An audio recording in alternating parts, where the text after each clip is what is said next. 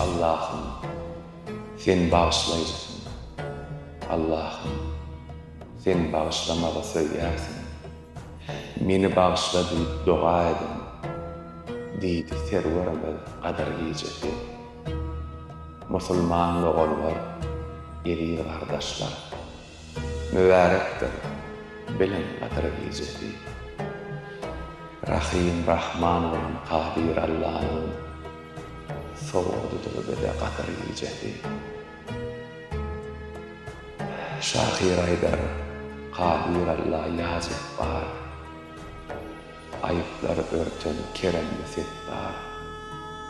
Rahim sen, Rahman sen, Gafur Gaffar.